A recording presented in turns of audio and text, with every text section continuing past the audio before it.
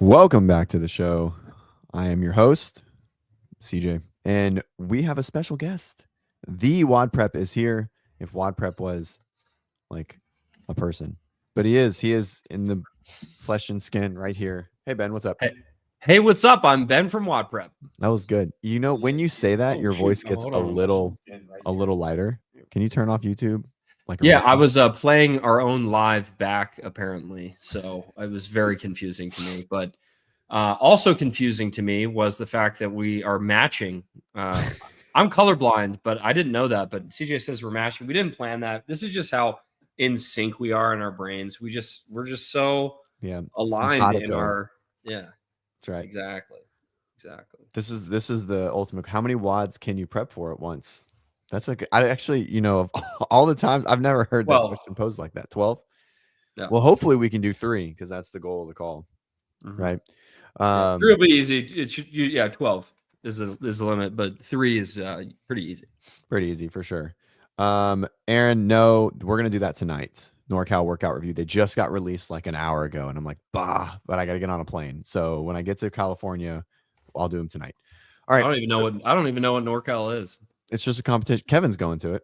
I'm just kidding. I kind of do. Oh, you I sort of know. Sometimes all we care about at WODprep make is the CJ Community Cup. Just the Community Cup. That's it. No one knows about it. CrossFit did an impeccable job of releasing the workouts during the biggest qualifying weekend of the year.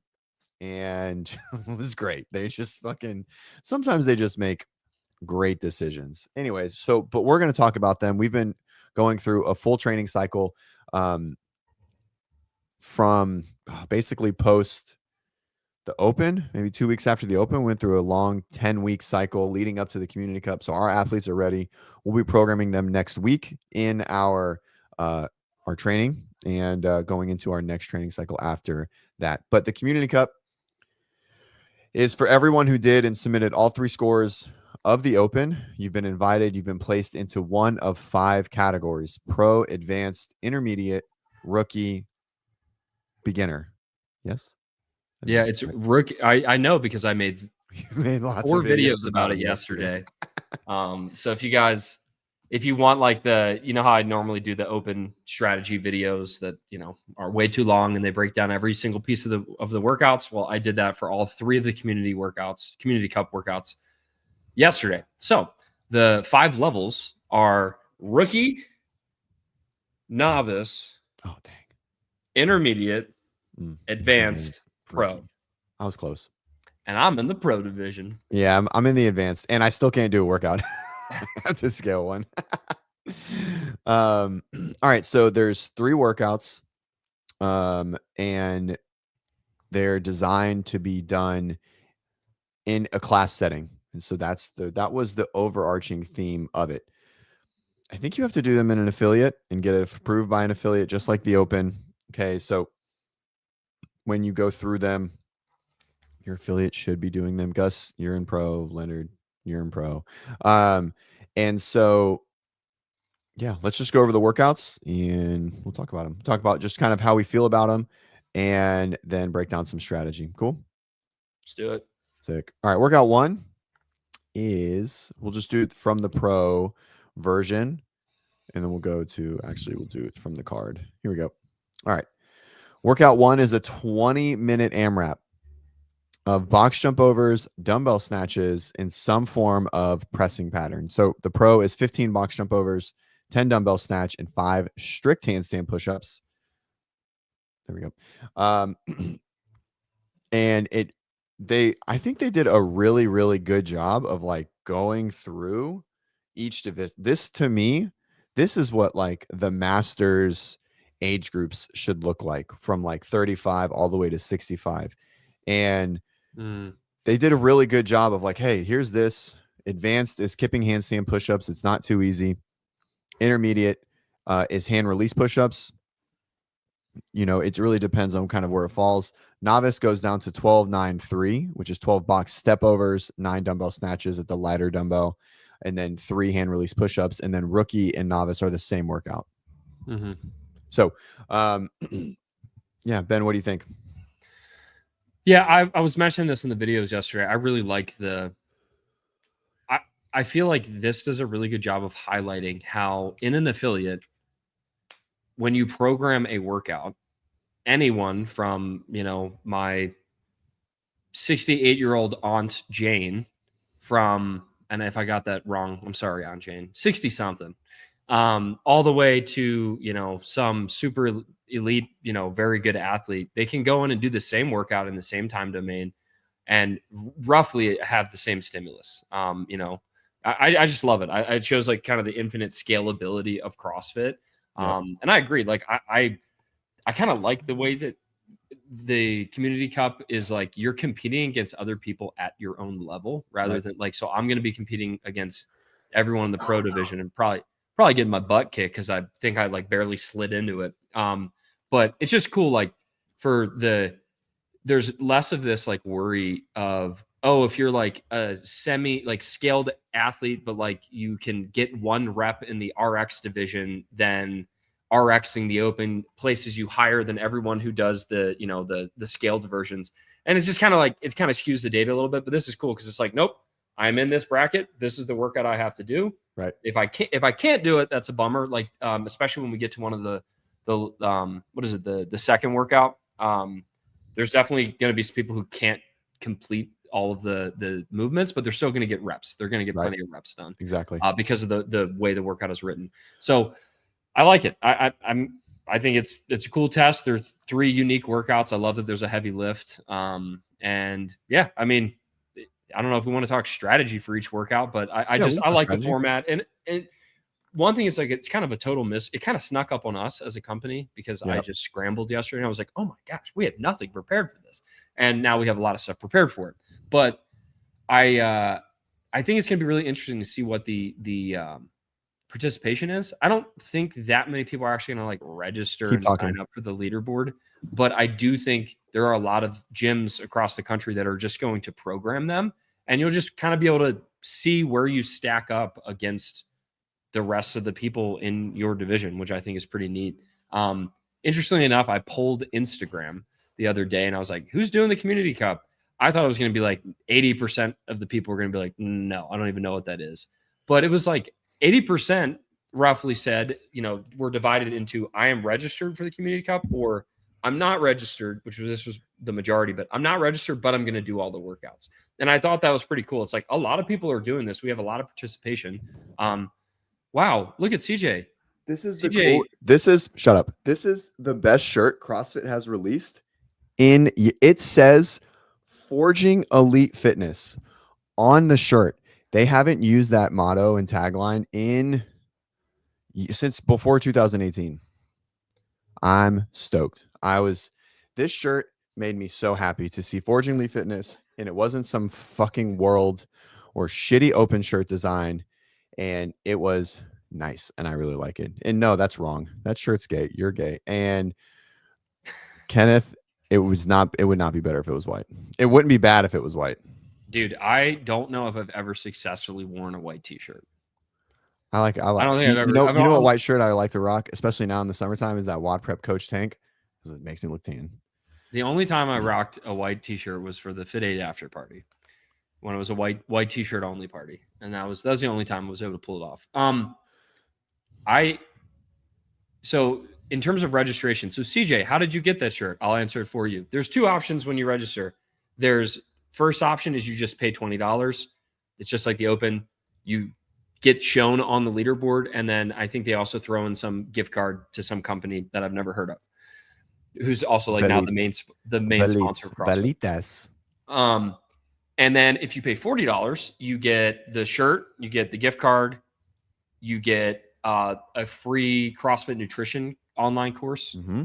I think that's it. So it's like a little upsell, but I think it's good value for $40. I mean, you get the cool shirt and you can turn it into a sick tank top if you just snip off those. Oh yeah, these sleeves are going to be bye-bye. Yeah, swiftly. All right, let's talk a little bit of strategy. So we have a 20-minute workout, 15 box jump overs, 10 dumbbell snatches, and 5 strict handstand push-ups. Obviously, the handstand push-ups are the bottleneck within the workout if you are not good at them. Okay. But the other portions of the workout should be treated aerobically. right? Even if you are good at handstand push-ups, you should be treating the box jump overs and dumbbell snatches as if you're just doing a 20-minute AMRAP of those two movements. Okay. The only time that those really adjust is if you're terrible at strict handstand push-ups or kipping handstand push-ups, right? It really doesn't. I don't think it affects intermediate, novice, and rookie as much, just because the hand release doesn't require as much of that top end strength or skill. But for advanced and pro, it's all about pacing the box jump overs and dumbbell snatches to be able to move to the wall quickly and back to your box jump overs quickly. But this is going to be a lung based workout for most people, even if they're not that great at strict handstand push-ups. Because I mean, if you are good, you could get like 15 plus rounds of this workout. So many, I mean, people could be doing over 200 box jump overs. So it is, I think it's well designed. It has just enough of a bottleneck component that it's not purely just an aerobic test. Like it's not like 5 burpees. And I think it will challenge people both cardiovascularly and like gymnastic skill based. Yeah, and like one thing I think, I mean, so like hypothetically, if you're in the novice division or in the intermediate division, I feel like the stimulus is going to apply across the board. Like some of the intermediate athletes they're going to start to get a heck of a shoulder and chest pump, and that's going to start to affect those dumbbell snatches. They might get a little heavier. Like a couple things to note for this workout strategy wise is you do not have to alternate the dumbbell snatches. So you can, that's good. I didn't even see that. You can stick with one arm the entire time, or in the full strategy video that I made, basically head over to WODprep.com. the key, well, actually we do, like, if you guys want the full strategy video, go to WODprep.com/cup. If you're not you'll get an email if you're already on the email list, but if you've unsubscribed because you hate emails, you can subscribe for a short period of time. Go to WODprep.com/cup, enter your name and email, and then I'm going to send you, as soon as all those videos are released, I'll send you all 3 of the strategy guides. But the main things that you need to know is, like, develop a cadence for your either box jump overs or box step overs, depending on your division. You have to step down from the box no matter what. So all divisions step down from the box. The first 2 divisions step up and then step down. You can do them laterally, which absolutely is the move especially if you're doing the step ups and it's not too high for you.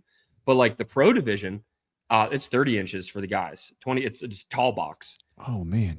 Yeah, you read this way more than I did. Yeah, dude, I was making over what you were way more prepared than me.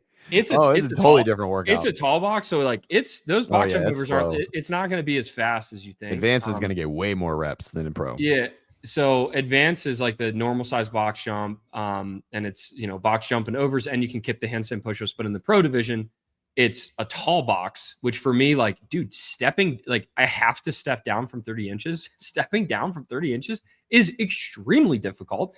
I would much rather jump off the box, but it was hard. So like for me, I was realizing that when it's the shorter box, like let's say I was in the advanced division or the intermediate division, if it's the shorter box, then like I jump up laterally. So jump up to the side, and then you just step down with that outside leg. And then touch, jump. It's like really easy I show the foot pattern, the cadence on the video really easily. But when it comes to the tall box, there's no way I'm doing those laterally. Like I would probably break my head on the floor. Like I tried a couple laterally. I'm like, dude, especially when I'm tired, no way. So I jump facing the box because I can get a better arm swing, land on the box. And then I believe it's always my outside foot. So like, yeah, the outside foot of the box, I keep on the box and I twist and step down. So you can kind of get into a really good cadence there. I showed all in the video, but depending on your division, the box jump overs can be quite annoying. Oh, smart. Yeah. And especially like I would say that the snatches, that's going to be something that people will fly through because you don't need to alternate. You should not alternate unless you get really tired. I just suggested like stick with one arm, like maybe one round you're doing it with your right arm, and the next round you're doing it with your left arm. If you're like having trouble locking it out so that you're not burning out that shoulder in the middle of a round, like on the 8th rep, sure, switch hands, but you can just cycle so much faster if you use one hand. But it is also 2 heads of the dumbbell need to touch, which is like, It just makes it a little bit more awkward. Like we had some workout at TFX where it was just one head of the dumbbell, and it's like so much easier when you can just touch and go from one head, but it has to be two heads, which makes it a little bit more awkward. So there's a lot of like little nuances here. You have to step down. You don't have to face the box. You don't have to alternate arms. So like, just make sure you know all the rules, and you can definitely maximize your performance if you follow the rules properly. Nice. It's a good job, Ben. I want to take a pause here and reference Kenneth's Ali Zerk burpee box sprawl overs. So basically, what Ali was doing was dive bombing her chest onto the box during that bike heavy rope at TFX, that interval workout, Ben. Okay. Yeah. And me and Jay came up with that in the back. And Chase and Angelo decided to rip Jay the entire workout for doing that technique, and he crushed the heat. And they even referenced, man, you would think that their coach in the back would say that this technique is subpar, but they didn't say shit about Ali's. And I just want to make that clear because she did the same and she crushed the workout. It was a good decision. Anyways, so they just didn't know. They didn't know the greatness they were watching. They didn't understand. They called it the whale dive. And I was like, you know what? That's pretty accurate. Okay. So, Ben, are you going to do the workouts? I don't even think Coda's doing them. They're not. Which but stinks, you can still do them in the gym and get. Yeah, I'll probably throw them in. Like, I would say the other thing, we got to talk about pacing for this one, right? It's a 20-minute AMRAP. Everyone in all these events, if this was the Open, Community Cup, 20-minute AMRAP, everyone starts out way too fast, right? And then if you start out way too fast, by the end, you're limping along. So like what I told people, and CJ, you can tell me if you like this, but I was like, for the first 10 minutes, you should feel like you're going way slower than you want to go, right? For the whole first 10 minutes, you should be like, I should be going faster. First 10 minutes, why am I going so slow? And then from 10 to 15 minutes holding that pace, it's probably going to feel like, okay, ouch, this is getting harder to hold that same, average round time. And then the last 5 minutes or the last 4 minutes, that's when it's like, you're either just trying to hold on, or if you have a little gas in the tank, maybe push the pedal down a little bit more, making sure that, especially if you're doing the handstand push-ups, like, do not allow yourself to get to that red line. Those dumbbell snatches will fatigue your shoulders and arms a little bit more than maybe you're expecting. So like, there's going to be some people that feel great in the beginning, and then they hit that red line on the handstand push-ups, and you're just sitting there on the wall. Like, okay, I have to wait to do 3 more handstand push-ups. I'm totally smoked. Try not to get there. Try to always leave a few reps in the tank. Right. 100%. So break the handstand push-ups early. This is definitely obviously advanced and pro. I really think pro is going to be more self-limiting than advanced. I think the trap is more in the advanced than the pro. 15 box jumps at 30 is going to, there are a handful of people that can do that with speed. And I think that's going to be pretty self-limiting. I think the pro is going to feel a lot less aerobic fatigue than intermediate and advanced, and even novice and rookie, just because it's strict handstand push-ups. So unless you know you're going to go unbroken the whole time, you're going to take a couple extra seconds early on. But I think advanced and intermediate is where we're going to see most people come out way, way, way too hot. But 15 box jump overs at 30 is going to, it takes a minute. Like, it's a totally different repetition than 15 box jump overs at 24. If you're good at box jump overs at 24, you can do 15 in about 30 to 32 seconds. Okay. No one's doing that at 15 or at 30 inches, right? That's going to take 45 at the fastest, probably closer to a minute from the start. And so I think they're going to be that workout is going to be more self-limiting than the advanced. So, for those in intermediate and advanced, which is probably most people here, I think Corey said he was pro. Don't start out too fast. 10 minutes should be a warm up. Find your flow, stick to it. Use the clock too, right? I think do a round. This is a workout where you can do 1 or 2 full rounds at race pace and really find out where you are and what it feels like. Use the clock, watch it, use it as your pacer, right? Don't lose sight of it. That's going to help you kind of keep in flow of each round. So if a round takes you a minute 15 and the next round takes you a minute 17, that's probably a little slow or a little fast, right? Maybe plan to like go every 20 or something, 120 or something like that. So I would say like, it's going to be very easy to casually, like, you'll look up at your clock after the first round and have like a 102. Right. Just be like, oh Oh, no, yeah. you Oh, know, yeah. like. Oh, no. Mhm. So I think when I do this, I'll probably, even though I want to do the strict handstand push-ups unbroken, like I know if I get that deep into this workout, I'll probably like I might break it up into 3-2 from the get-go, or like as soon as I start feeling any fatigue, I'm just gonna go 3-2. Even though I can do 5, I know that I don't want to hit that absolute like red line on the shoulders. This is funny. Is there anything in the rules that say you can't put a mini box next to your box for a step down? No, but that definitely would fall under the uncommon movement clause. That would I get love a it. massive, I think it's a great idea. mass. Well, you'd have to come back over because you have to go over the box. So where would the mini box go? Like just to the side a little bit? It's just a little step stool. Yeah, CJ. like a mini, like 6 inches wide. Yeah. Yeah, it's just a little step stool. All right. Yeah, are Next, there any rules that you can't step onto an intermediate box before stepping onto the full no, box? but it would for sure fall under I love it. uncommon. But it is a toward the rear, Um, yeah, stepping down is so awkward at 30, but it is necessary. Oh, step down backwards. Do not step down forward. So when you jump on the box, you should be jumping up relatively sideways, and you should be stepping backwards off the box. Don't step forward off the box. Your knees are not going to be super happy going into that like duck walk toe pattern, because there's only one way to get off the box forward, and it's to basically get into like that sissy squat position where you're just squatted down into your toes. So when you jump on the box, stay low. You don't have to stand up on the box.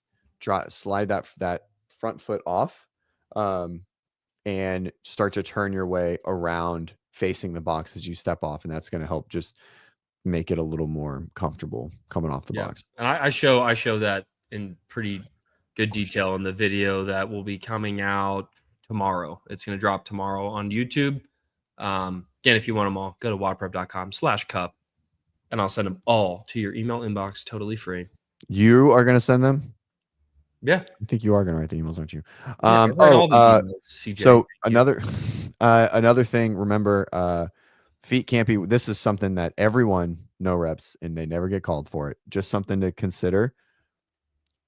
Feet have to stay inside of the red line. 30 inches, yeah. Which is pretty tough. It's not too hard for kipping. For kipping, a lot of people are. I feel like for kipping, a lot of people do it. Oh, really? I feel like kipping. I always feel like it's a little bit better.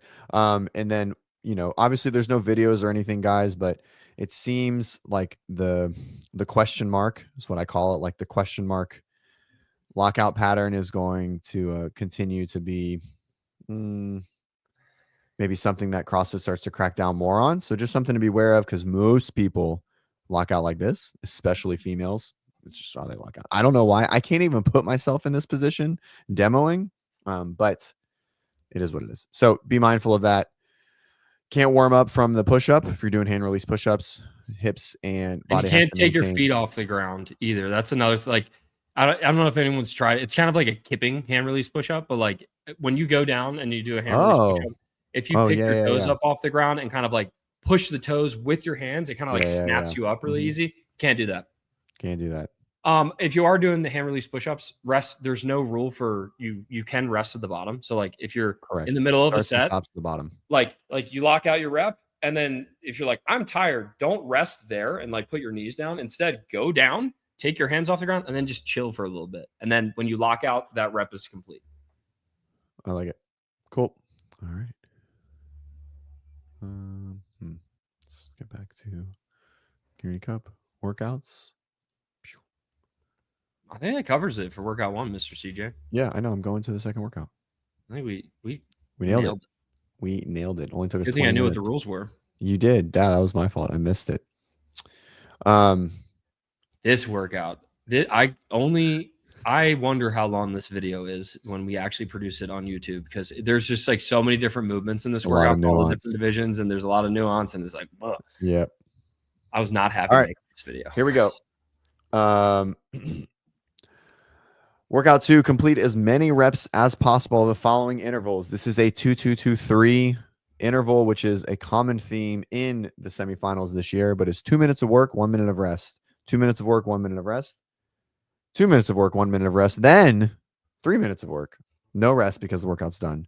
So 2-2-2-3 workouts or rounds 1 and 2 are 10 or 15 toes to bar, 15 overhead squats, max cal row with remaining time in that of the 2 minutes. You'll rest a minute. You'll repeat it again. After the second round, you'll go into round 3 and 4. Rounds 3 and 4, you'll do 15 calorie row, 15 overhead squats, and max bar muscle ups. The same flow accounts for all of the groups, same time frame. Some of the movements change and some of the reps change as well. I think this is a really cool workout. I love AMRAP gymnastic things. I think it's a really cool test. I mean, if you want to think of the amount of bar muscle ups people are going to get at the top, it's going to be a lot, right? At the top, right? And people are going to have to row really hard. This is tough. There's so many traps and there's so much strategy that has to play into this. Obviously, people that do 2-2-2-1 or 2-2-2-3 training often understand this, but this workout is just walking, like it's just a minefield everywhere for everyone that's not used to this kind of interval stuff. And yeah, that's where I'm at. We can dig into the Yeah, other I mean, thoughts. What do you we think? got 9 minutes. Kind of, I haven't done too many of these workouts, but when I was making a strategy video, I kind of said like, all right, it's 9 minutes of total work, and you're getting 3 minutes of rest during that.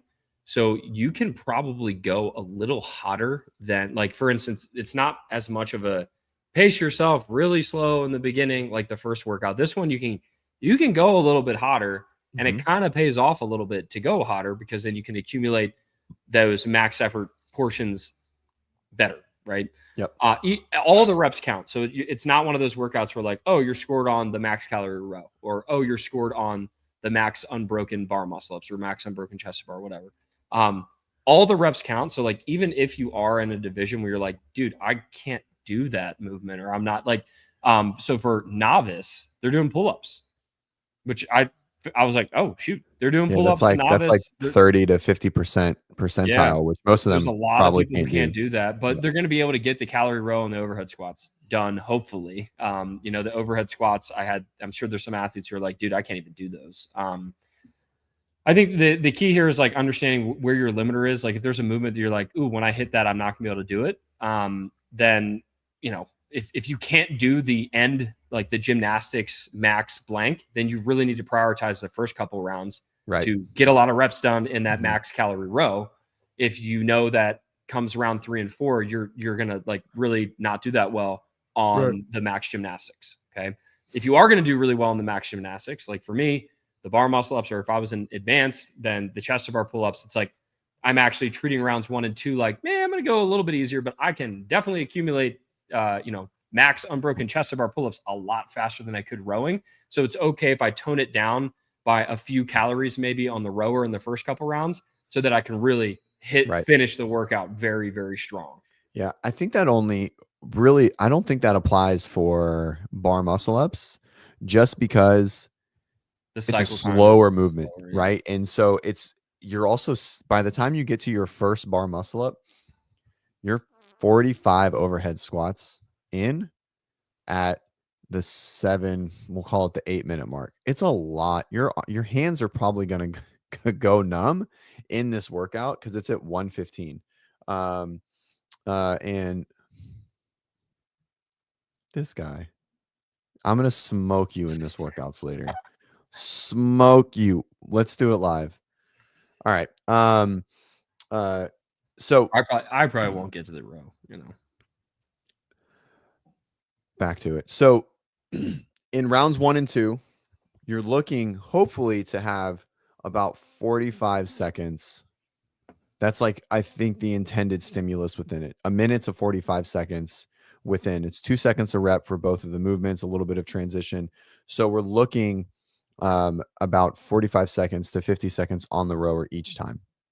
Okay. Rounds 3 and 4 are completely different because 15 cal row is going to take a lot longer and you're going to be really tired at this point. I think in round 3, we're only looking to get like 30 seconds to 40 seconds at the max. And round 4 obviously is where we start to accumulate more time because we have an extra minute. And so the strategy, me and Ben talked, and something that I was thinking is that round 3 is almost like a recovery round because you're accumulating all of the reps already, right? So like Ben said, the buy-in to the max is accounted for in your round of total reps. So in round 3 going into the bar muscle up, I think you maybe just like pull it back a little so that you can accumulate more into round 4 because you have that extra time. Because I think a lot of people are going to get into round 3 and they're going to hit their row. And they're like, oh, cool. I got off at 45 seconds. They're going to pick up the bar and they're like, oh, hey, my arms don't really work that well. Mhm. And so I think the overhead squats after that row in round 3 is going to be a challenge. So, Yeah.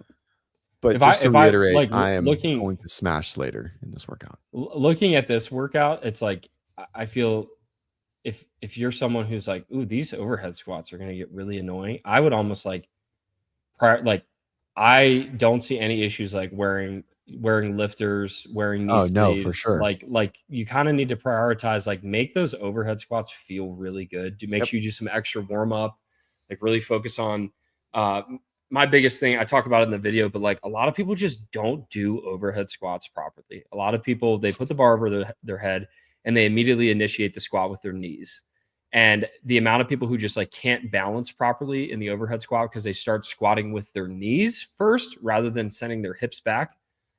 I talk about it all in the video, but like just get your overhead squat feeling really comfortable. There's a few things that you can do, like especially if you're, a more beginner athlete and the snatch is something you're not even good at, then don't worry about even snatching the weight up. Like you could power clean it, push it to your back, adjust your hands, get the weight overhead, start the squat. I think there's going to be a lot of people who like try to rush getting into that snatch, try to squat snatch the first one, and they just fall and drop, and it just wastes a lot of energy. Just like get into your overhead squat, either just a power snatch, and then adjust your feet, lock in, do the squats. Or if you're a beginner and you're like the snatch is scary, then you can clinch your shoulders, press it to your back, adjust your hands, get it overhead, do your squats, but just wear the gear. Like I might even belt up. I'm gonna do whatever it takes to make those overhead squats feel really good so that I can stay. I don't have to drop the bar. Is kind of Right. what I'm going for. Yep. That's what I would do. If piggybacking on that, if you have the ability to, right? Most of the people listening to this don't have that fortune to be able to grab narrow. If you can grab narrow, even if it's a little uncomfortable, it's going to save the shoulders for later in the workout, and it is the play for sure. Okay. Yeah. So like with Yeah. a narrower grip, if you have the mobility for it, you're everything's stacked a little bit better, and you're fatiguing your shoulders less trying to stabilize it because it's like naturally stabilized. But like so for me, when I'm doing this, like some of the rounds, like I'm literally going to like some rounds I'll probably have a narrow grip, and then other rounds I'll have a wide grip. And I'm just gonna like I tend to find if there's overhead squats like in multiple rounds of a workout, if I have some rounds where I'm narrow, some rounds where I'm wide, and I just kind of like which one's feeling better, I go back to that one. So Yep. I might be like, yeah, I know it's crazy, but like sometimes it's easy for me in overhead squat workouts to power clean, wide grip, Mhm. overhead, and I'm in my squat rather than even like worrying about the snatch. The old Rich Froning overhead squat. Yeah. Ben has Gumby shoulders too, so it's not the greatest comparison to wide grip power clean into squat into like a squat jerk. Um, uh, Braden asks, "Can I do the community if I don't work out an affiliate?" I don't actually. If you did the open, you have to have done the open. So this is like where my I don't. I mean, I don't know if they're going to make them like approve it. Like Yeah, if you it's did the kind of open, we don't really know. right, right. So because it's not open, so we won't really know till the submission opens. And if you have to say you did it at an affiliate, I mean, no one, I hate to say it doesn't matter, but I mean, everyone should do it. Like we want to. No one's going to watch you do it. Most affiliates aren't even programming this, so you're going to be doing it on your own anyways. Um, and so I don't think you do. If you did the open, then you're automatically in, and I can't imagine they're going to make you go through like another approval process, right, to submit your score. Your score's already submitted. I don't know. I feel like it. I have a feeling that it's going to be like when you and this is I'm pretty sure it's like in an affiliate. It's like that's the whole purpose is like they're trying to encourage people to go Right. to their local CrossFit affiliate. So it's like all you have to do is you've done the open. That then you get that email that's like you've been invited to the community cup. Here's your level. Right. And you register. It automatically puts you on that leaderboard. And then when you submit your score, it's like where did you do this workout? And you select it's the affiliate that you're doing it in. Yeah, I mean, I think so. I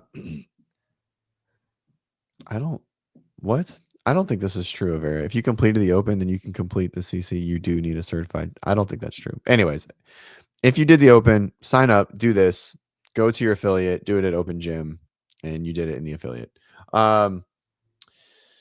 So, all right. Any other thoughts? When we get to the max row, what are you thinking for like intensity? So like if you have a minute there, 55 seconds, what's the effort that you're putting into the rower? Because we can't go to max effort. We'll die. Right. Like I'm putting in zero effort on the rower. Know. All right. I'm just gonna answer the question then. I was trying to go back and forth. You were doing such a good job of like analyzing the workout. So like it's like if the first couple rounds, like you might feel pretty solid and you're like, ooh, I can get a lot of calories on this rower. And if you go like absolute max effort for like that 45 seconds ish that you might have, regardless of the division you're in, and you go absolutely max effort, that 1 minute rest will start to feel less awesome. And by the time you get into rounds 3 and 4, especially if you have that gymnastics limiter, you're like kind of tanking your score by getting 2 or 3 extra calories on the rower because you went at 95% instead of 85%. So that's like kind of my thoughts. Is like I am going to get calories on the rower the first couple rounds, but I'm not going to absolutely leave my body on the floor. The one thing I will say is another like little strategy is like make sure you pull all the way through the end because rollover calories. You get rollover calories. Yep. Rollover calories do count, which I never count them in my own training, which I think they're stupid, but rollover calories do count. So like 3, 2, 1, as that, like make sure you're finishing with one really strong pull. You might get a calorie or 2 extra for literally just one pull on the handle. The movements are wrong. Augustus, yes, all calories or all reps are the same. So every single rep accumulated counts. So again, it's like if you know that, hey, I'm not going to be able to get much in rounds 3 and 4 on the gymnastics max effort, then I would say, okay, push hard on the rower. But if you're someone who's like, ooh, I can do these gymnastics and I'm really good at butterfly chest to bar pull-ups or butterfly pull-ups, depending on the division you're in, or bar muscle-ups, but especially the pull-ups since they're so fast. It's like you can accumulate a lot of pull-ups really, really quickly compared to accumulating calories on the rower. So throttle the rower down a little bit so that you have the freshness to really attack that gymnastics max effort. Yep. I agree. If you have the limiter, push the row harder. If you don't have a limiter in gymnastics, and you got to pull back on the row just a little bit because you're especially in advanced and intermediate because you can accumulate a lot of reps in a much shorter amount of time if you don't have that gymnastics limiter that Ben is talking about. All right, any special standards? Toes to bar.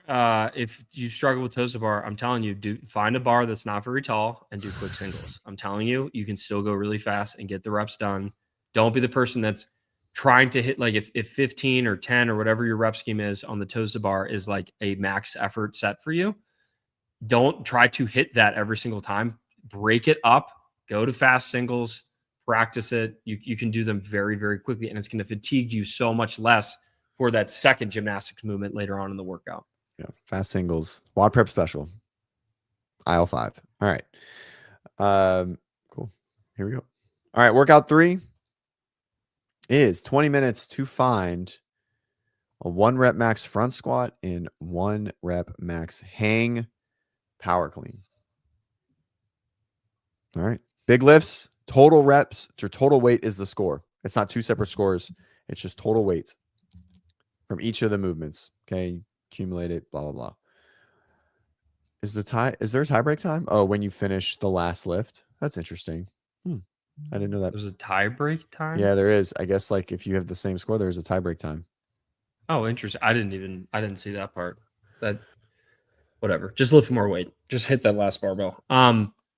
CJ, when I was looking at this, I gave you a call and I was like, hey, what do you think? And you suggested to do the hang power clean first and Right. then the front squats. Why is that? So hang power clean is a more dynamic, explosive, power based movement pattern. So we always do our dynamics first, just like we do our clean work before we do our squat work, right? So the clean, yes, there is going to be some fatigue in general, but it's going to be substantially less than the front squat fatigue coming back into a hang power clean, right? So definitely you can do whichever lift you want first. You just have to finish that lift fully before moving on. So definitely hit the hang power clean first. You're going to feel it's also a problem, most likely a good starting point for you to start front squatting. Like, at least I know it is for me. Right. So hang power clean first, take 8 to 10 minutes ish. You can split it in half. It doesn't really make a difference. I wouldn't run it to like the 14 or 15-minute mark. Then you're going to feel rushed for your front squat and probably at that point getting some actual fatigue. So splitting it right down the middle as far as how long to work at each movement is going to be pretty good. You'll warm up to, I don't know, 80-ish% on both lifts beforehand. And then 3, 2, 1, go. The bar can be preloaded. Other people can load your bar. And then just start clanging and banging. You know what I'm saying? CJ, here's a random idea I just came up with. Bad. Random idea. Tell me if you like it. I don't know if I would do this, but let's say if the squat pattern for you is challenging, or like you're worried about like, oh no, I'm going 10 full minutes without doing a front squat, which by the way, when you fail your hang power clean, it should be Should be. because it No, should. why And that's if when special. I fail my You hang fail or at hang power, power you should snatches, receive in a squat. it should just be because, oh no, I did the lift, but I dropped too low, right? If you fail because you couldn't starfish wide enough, then you're not really maximizing your hang power clean. We need to like I was really trying to show, especially for the beginners, they like when you see someone squat almost all the way down, you're like, oh, that's a squat. It's like, no, it's not. It's still a power. It's still a hang power clean if I catch it just above parallel and stand it up. So keep that in mind. You should be priming the squat pattern. But if you're not, like one thing you could do is like in the middle as you're building your hang power clean, since in theory your front squat should be much higher than your hang power clean, you like always could like do the hang power clean, get the rep, and then the bar's still on your shoulders, like throw in a front squat. What do you feel about that, CJ? It's like you get the rep, you stood up, you've locked out, like, okay, you get credit for that hang power clean. And it's like, all right, I want to throw in a front squat. You could do a front squat and then drop the bar. Like Maybe just like maybe like you halfway know, through. yeah, like halfway through just to start priming that Just that like front one. squat. I wouldn't do it every lift. Right. I don't think it's a bad idea like on your early hang power cleans, in general. So Just kind of warming up. Um, Are you and- keep going. no, go ahead. I was gonna say hang power clean.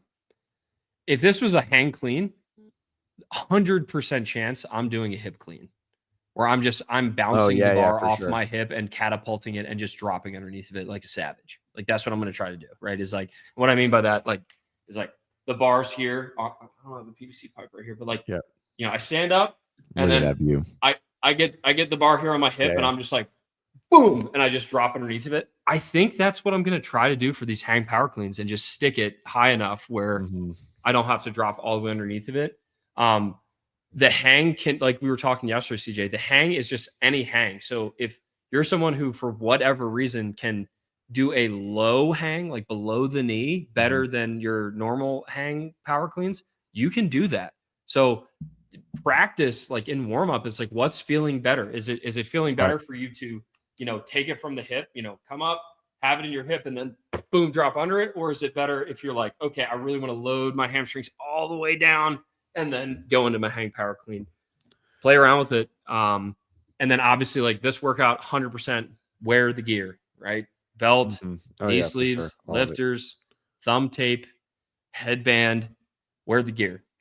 And I was, especially for like the beginner athletes who like maybe haven't, they come to their local CrossFit gym, they do like heavy front squats and, cleans, and all they're doing is just wearing their normal shoes and that's it.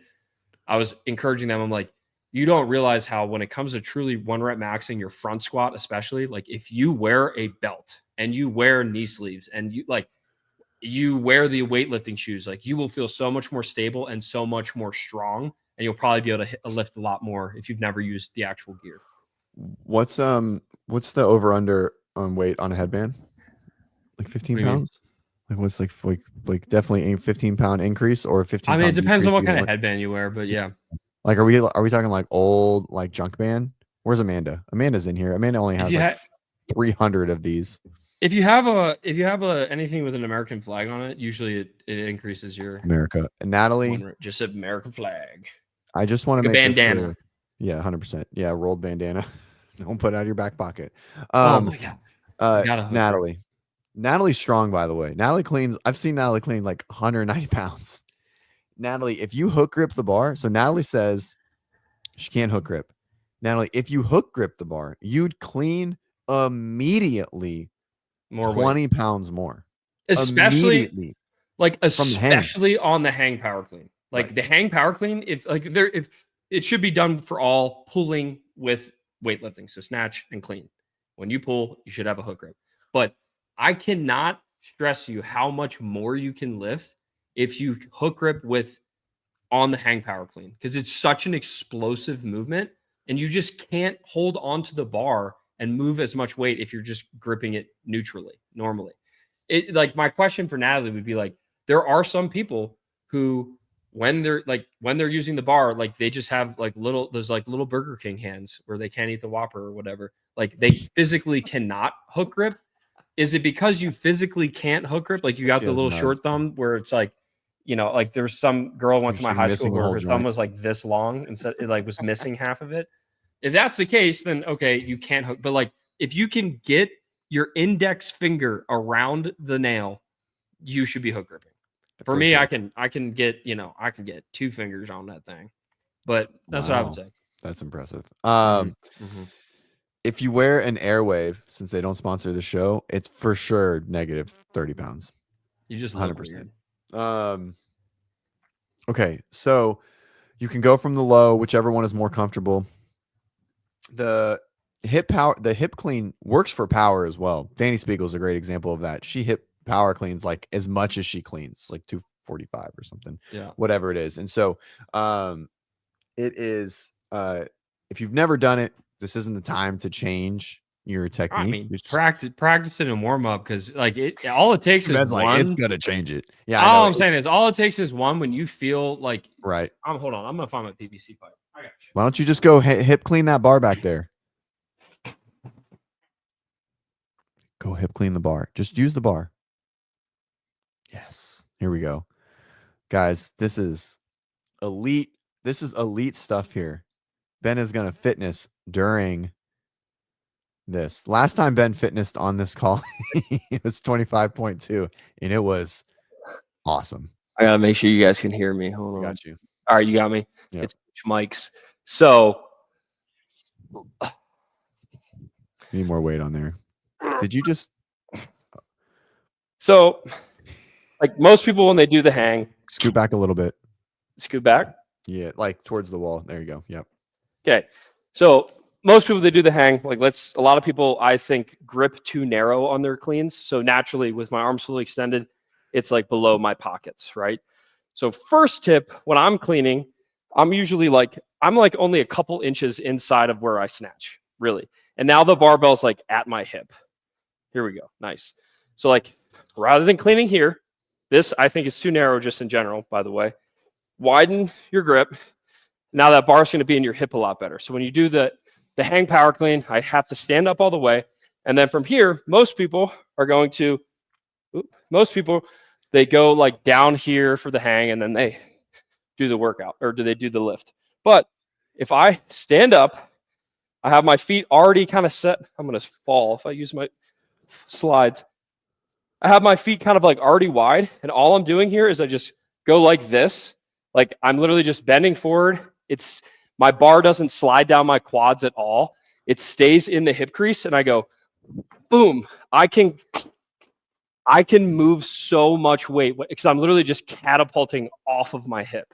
It's not sliding down the quads at all. Which, by the way, everyone listening, is pretty much what you should do cleaning. Which is why your hands are too narrow when you clean, everyone. Well, Yeah. Or you should be bending your elbows, but that's a whole nother thing. Ben, is that a large? Your shirt? Maybe. I'm just asking. Why? Well, because you just went up in larges and it fits you nice. Corey's just jelly that you look shredded in your shirt. What is this? Is it? Is it too small? Do I need a bigger one? He's saying it's too tight. All right. Are you gonna? It might be a medium. Wait, do we want to? Is Ben gonna warm up? Is Ben gonna take 10 minutes to find a heavy hang power clean? I will not be doing that. But again, wider grip, so that you actually get into the hip crease. Look how wide my hands are. My snatch grip is here. Yep. Okay. My clean grip is here, always. Right. And I get it to my hip, stand it up, and then from here, I'm just hinge. It never went down to my quads. It's at the hip crease. I hinge, boom. And you might be surprised at how much more you can lift. Yep. I agree. It's a good technique if you can figure it out. It can be challenging. But overall it is a good style for a power clean. A lot of people in weightlifting, right? They do a lot of hip clean for power stuff. And obviously a lot of football players do it as well, right? For power development. Okay. So, let's see. Like I said, it can go below the knee. It doesn't really matter. At least it doesn't reference it. Usually they reference not below the knee, but it doesn't say it in there. So I'm assuming that means it is allowed. It doesn't define it at all. Avera, you make the weirdest comments. The CrossFit rulebook says women must use a 35-pound bar, which is fine.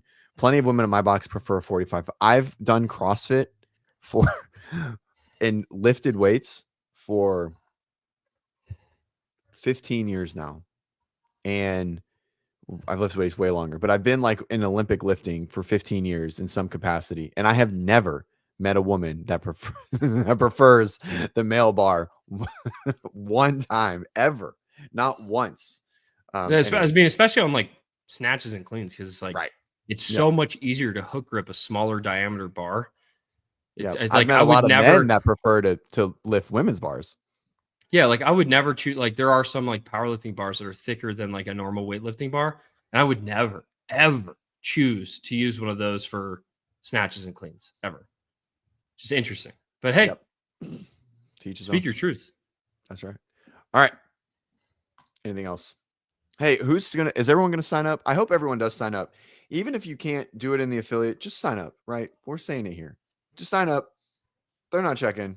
Drop WODprep. WODprep has an affiliate, right? No, I tried. They wouldn't let me. Just put Coda. Just put Coda CrossFit. Just put Coda. It's fine. We'll tell Kevin to put it. Kevin has 2,000 people sign up through Coda. Avera,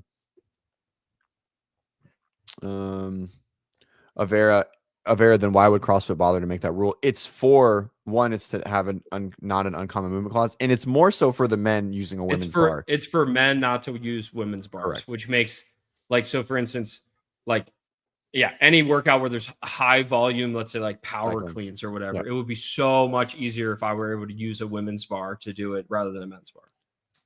Because I can just keep that hook grip in so much easier. Slater, there are no prizes. And Dave referenced this on Weekend Review that once prizes get put into the fold, then everything changes, right? The video reviews have to happen. People cheat. People may even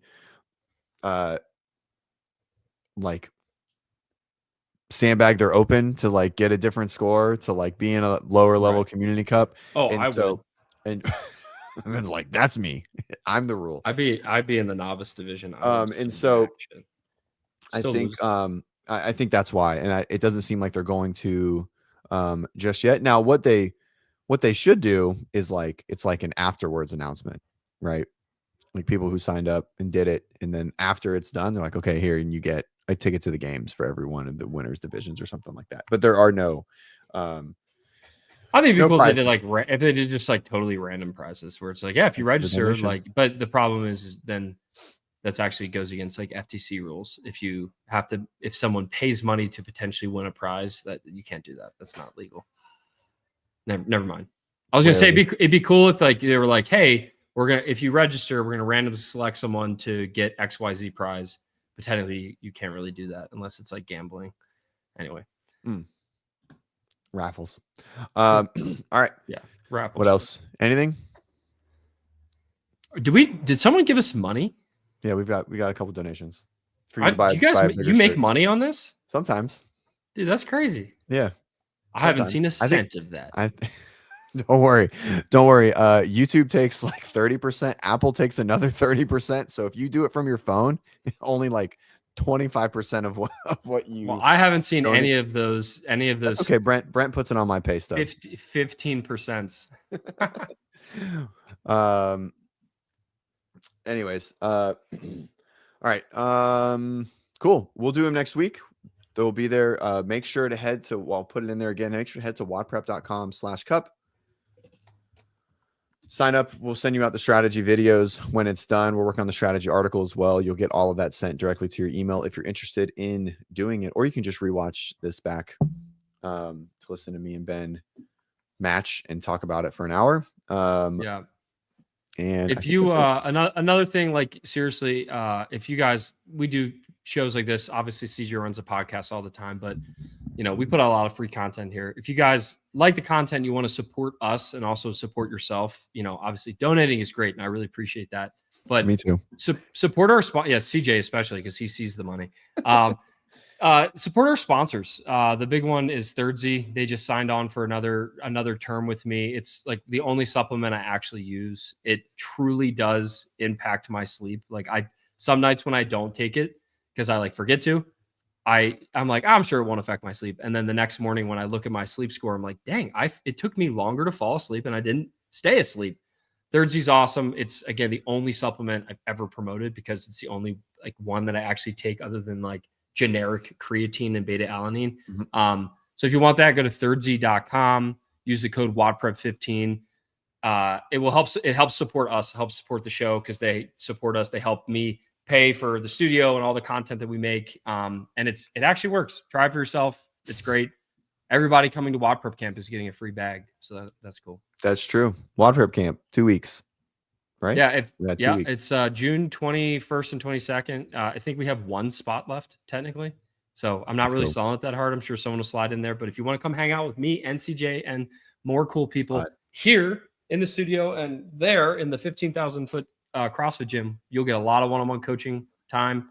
I think I'm going to have a sauna and a cold plunge set up too. That might be cool. When's that cold plunge getting to my house? It's in the mail. It just got it's in the mail. I love it. Oh my God. You'd have me forever if you sent a cold plunge in my house. Yeah, guys, you know, we pushed Thirdzy on the podcast for a while. And so WODprep, you know, as a company is still very involved with them. I take Thirdzy every night. I enjoy it. And, you know, I've always been a good sleeper and this is something I tell everyone. And so it's not something that I feel like I specifically need for me, myself. But when I do take it, my Garmin watch always reads a better HRV, no matter what. Like, doesn't matter if I slept less, doesn't matter the hours or whatever it is, right? If it's like compared 3 days no, 2 days on, you can see very clearly. It's not a ton, but it's definitely like it's consistently 5 to 8% higher on my HRV score if I've taken that before I go to bed. So, anyways, WODprep 15. And to answer the questions, I leave for NorCal in like 2 hours. So I'm finishing packing and walking out the door as soon as my phone finishes charging, most likely. I didn't charge it last night. So, oh yeah, this is what do you know if they're working on this? I'll ask. So many people in Europe want it. I'll ask. Yeah, Amanda takes it too. Again, like, yes, you know, before working with Thirdzy, I was taking Thirdzy, and then I started working with them. I'm like, yeah, I should probably tell people about it. And like now, like everybody at Coda is like, dude, this stuff is awesome. Like even like there was this one lady, Jess, who's like, she's a master's athlete. She made it to the games. She's like, I don't know. I'm like, here, take a bag, try it out. And she tried it, and she's like, dude, this stuff is crazy. Like I'm so bad at sleeping. Like she just can't turn her brain off. And she's like, I take this an hour before bed and it's like, boom, passes out. And that's how I am. Like I chronically have had a hard time falling asleep. I started putting earplugs in, blackout curtains. And then Thirdsy was like the little cherry on top where it's like, now I sit down to read my Kindle before bed and I like barely make it through a couple pages. I'm out and it actually helps. So sweet. I just want to come back to this comment. CJ is the Kirkland brand of elite coaching. Dude. I don't know how I feel about that. I don't know. Is that a compliment? When I see Kirkland brand, I compliment. know it's going to be quality. Right? Is that a compliment? So we don't have a Costco here, so I don't quite fully grasp it. It's coming though. Costco is coming like 200 feet from the house. Basically, it's not too expensive, but it's absolutely high quality, and that's. I think that's what someone said exactly. Was that just below?